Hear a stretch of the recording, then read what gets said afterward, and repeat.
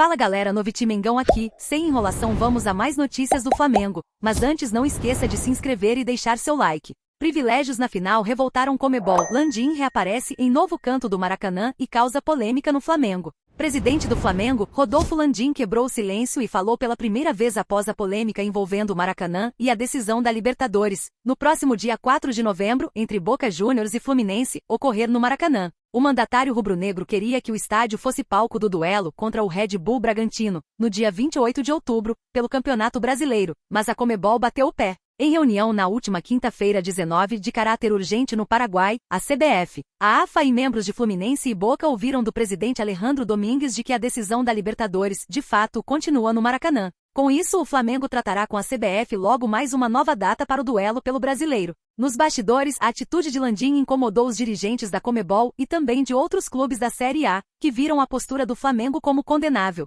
Nas últimas horas, correu a informação do jornal O Globo de que o próprio Cartola teria pedido ingressos e camarotes da Comebol, privilégios, para a final da Libertadores. Ação que teria novamente causado revolta da entidade que toma conta do futebol sul-americano. Entretanto, em entrevista ao colega Guilherme Silva, do portal Coluna do Fla, Landim rechaçou qualquer pedido à Comebol. Claro que não. Tirando os assentos que são reservados na TPU para atendimento do Estado, cativas e parte dos camarotes, todos os demais ingressos são comercializados pela Comebol. Disse, após a vitória diante do Cruzeiro na estreia de Tite, o Flamengo se concentra para enfrentar o Vasco em clássico do final de semana no mesmo Maracanã. O mistério do local e data diante do vice-líder Red Bull Bragantino permanece.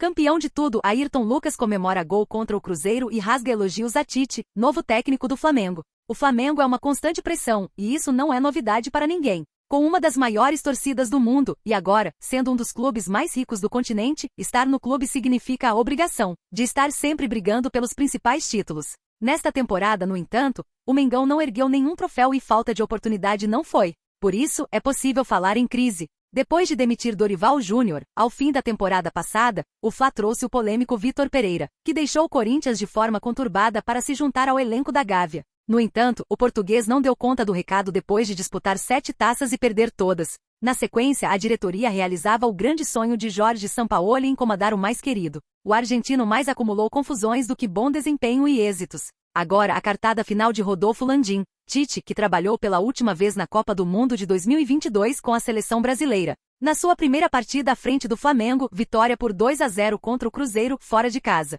Autor do primeiro gol, Ayrton Lucas não poupou elogios ao novo chefe e comemorou o tento. Foi um lance rápido. Quando dominei, pensei em chutar direto, mas fui feliz por ter esperado. Muito feliz pelo gol e pela vitória, disse após o apito final. A gente sabia que eles iriam pressionar no começo por estarem em casa. Teríamos que ter tranquilidade. Estamos ouvindo bastante o que ele quis para fazer as coisas que ele pede em campo. É um treinador que já foi campeão de tudo, concluiu o camisa 6.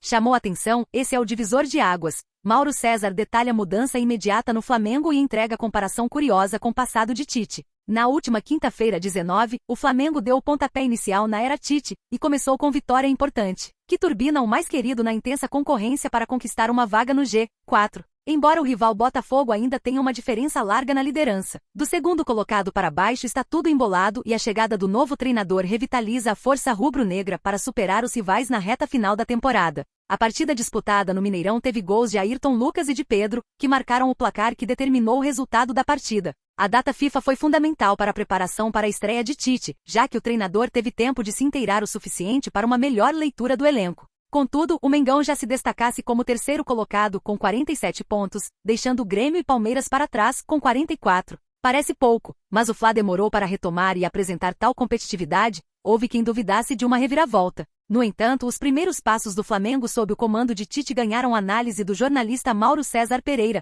que destacou mudanças imediatas que surtiram efeito, bem como fez uma comparação curiosa em relação ao trabalho que o treinador desenvolveu no Corinthians, clube em que o treinador teve uma passagem vitoriosa e conseguiu criar uma identidade bastante singular com seu estilo. Achei bem dentro do esperado. Um time mais seguro defensivamente. O Cruzeiro é muito frágil ofensivamente. Depois da metade do primeiro tempo, o Flamengo dominou amplamente a partida. O Tite fez uma inversão com Gerson na direita e Everton Ribeiro no meio. O time melhorou bastante e passou a ter domínio. Depois administrou o jogo bem no estilo do Tite naqueles tempos de Corinthians, que faziam multiplicação 0, no caso 2 multiplicação 0, e não corre mais riscos. Acho que mostrou uma evolução. O jogo aéreo não correu riscos. Foi uma boa estreia, não foi empolgante, mas foi uma primeira impressão positiva de muita coisa que precisa ser feita, afirmou Mauro César no programa Posse de Bola, do UOL Esporte.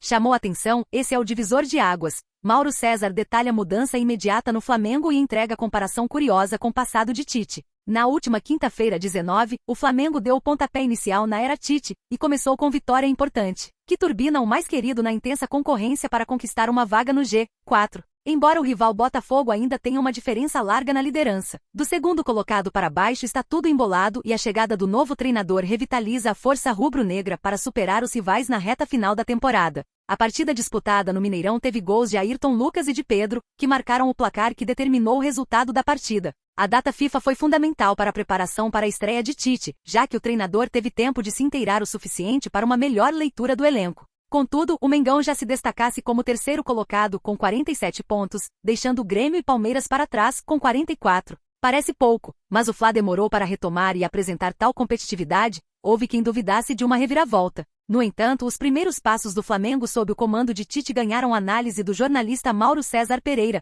que destacou mudanças imediatas que surtiram efeito, bem como fez uma comparação curiosa em relação ao trabalho que o treinador desenvolveu no Corinthians, clube em que o treinador teve uma passagem vitoriosa e conseguiu criar uma identidade bastante singular com seu estilo. Achei bem dentro do esperado. Um time mais seguro defensivamente. O Cruzeiro é muito frágil ofensivamente. Depois da metade do primeiro tempo, o Flamengo dominou amplamente a partida. O Tite fez uma inversão com Gerson na direita e Everton Ribeiro no meio, o time melhorou bastante e passou a ter domínio. Depois administrou o jogo bem no estilo do Tite naqueles tempos de Corinthians, que faziam multiplicação 0, no caso 2 multiplicação 0, e não corre mais riscos. Acho que mostrou uma evolução, o jogo aéreo não correu riscos. Foi uma boa estreia, não foi empolgante, mas foi uma primeira impressão positiva de muita coisa que precisa ser feita, afirmou Mauro César no programa Posse de Bola, do UOL Esporte.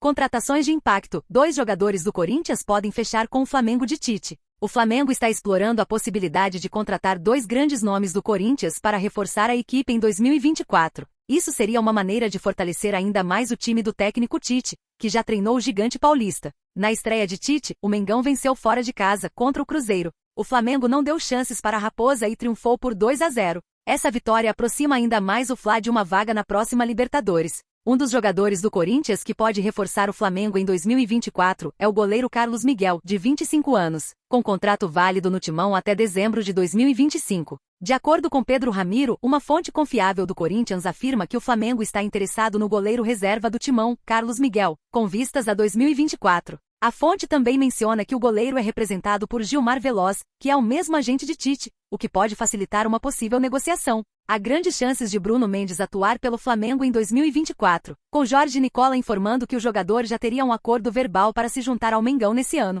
Bruno Mendes está prestes a encerrar seu contrato com o Corinthians e poderia assinar com o Flamengo sem custos. O Corinthians está tentando renovar com o jogador, mas questões financeiras estão complicando a negociação. Além de Bruno Mendes e Carlos Miguel, o Corinthians pode ter mais saídas em 2024. Gil e Renato Augusto são 2 nomes. E você, torcedor? O que acha de Bruno Mendes no Flamengo? Deixe sua opinião nos comentários.